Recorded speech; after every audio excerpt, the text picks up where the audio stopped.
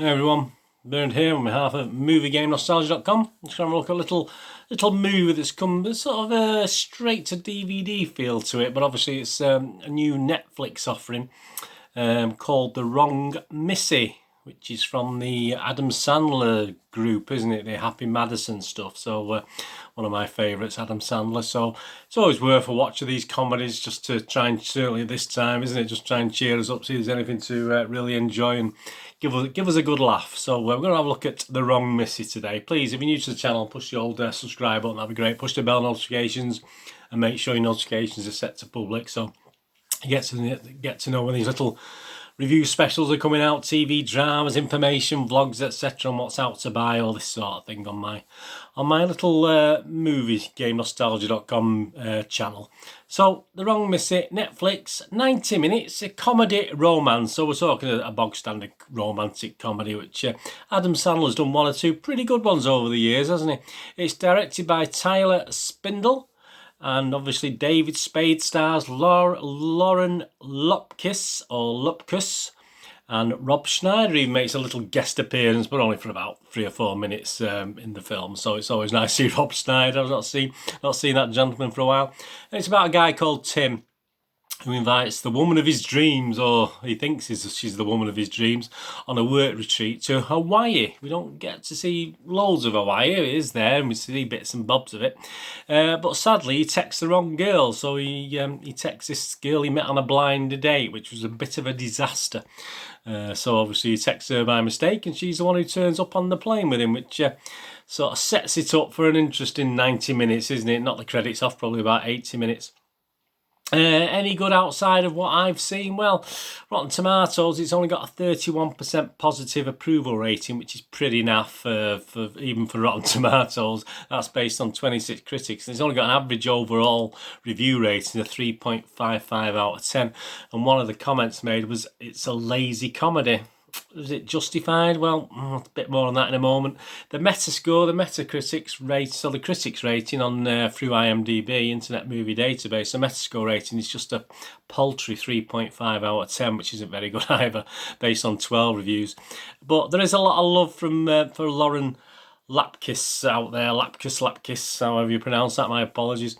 There's still a lot of love for her, and she's sort of, even on Rotten Tomatoes, I think she got some favourable comments as well. The magazines, I mean, Empire, obviously one of the critics, Empire gave it the highest mark, actually, gave it 6 out of 10, Empire magazine, which I have a lot of respect for, and called it zany. That's one of the nice things it said, zany. Most of the other critics weren't quite as good to it.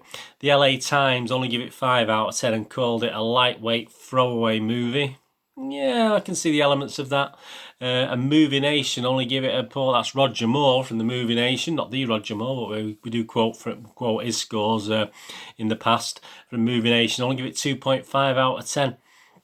And he even commented that it wasn't a good look even for the 55-year-old Spade. Yeah, it's hard to imagine David Spade being 55. I still envisage him as a young man in his 20s, 30s. It is a little bit odd, but they're a bit Movie Nation are not overly impressed with him putting his name to this movie anyway.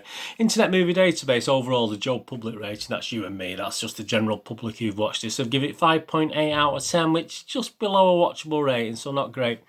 So, what about my little rating? What about MovieGameNostalgia.com? As I said, I do like Sandler stuff usually, this Happy Madison stuff. It's usually okay. It's very formulaic, obviously.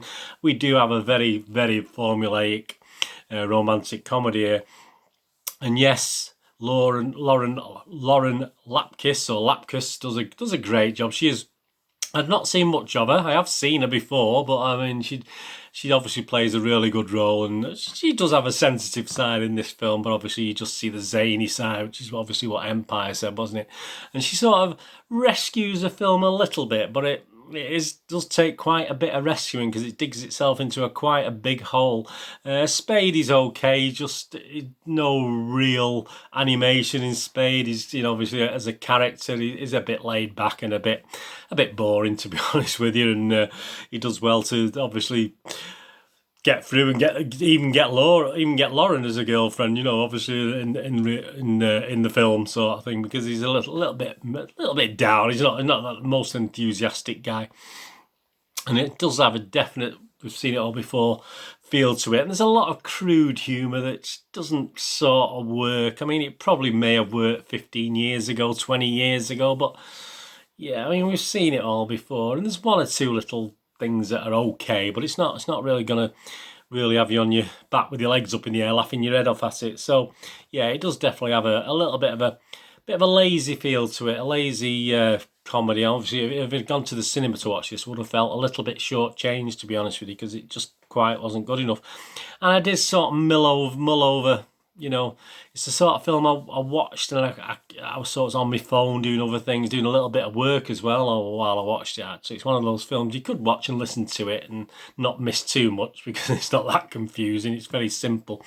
So when I thought about the rating, I nearly gave it a 6, but no, I've come down on the side of 5.5 out of 10, which is below a watchable rating, because I can't heartily recommend it unless you like Lauren. Obviously, as I said, Lauren does a really good job, and you like David Spade. He's okay, but as I said, he's just very one-dimensional and very unimpressive in this film. And it is one of the weaker Sandler efforts. Obviously, he's classed as I think he's one of the producers in this as well. It is one of the lesser of his efforts. The Wrong Missy, but yeah, I'm not going to recommend it, but I wouldn't totally put you off watching it if you want to watch just something and there's nothing else. If there's nothing else to watch, and there's no, you're sick of Britain's Got Talent and all the TV and whatever you've got in America that's equivalent to that, or outside of the UK.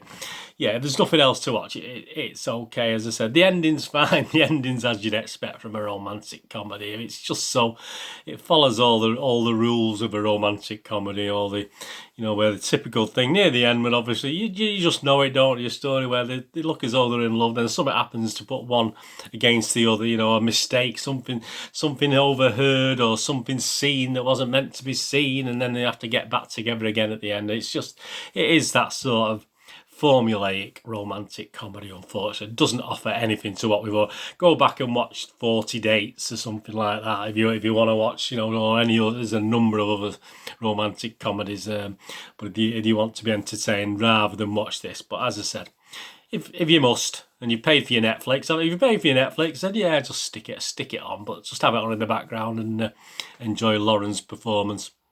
Anyway, thanks for watching. Let me know what you think anyway if you get to watch it. If you do get to watch it, let me know in the comments what you think about The Wrong Missy. I was going to say Little Missy then. The Wrong Missy, which is on Netflix movies now, and I think it's been out for a few days now as I'm recording this. So yeah, just let me know what you think. Please, for all the latest movie news and TV drama news and information on what's out to buy, etc., on the movies and TV dramas, please follow me on Twitter at nostalgia_movie.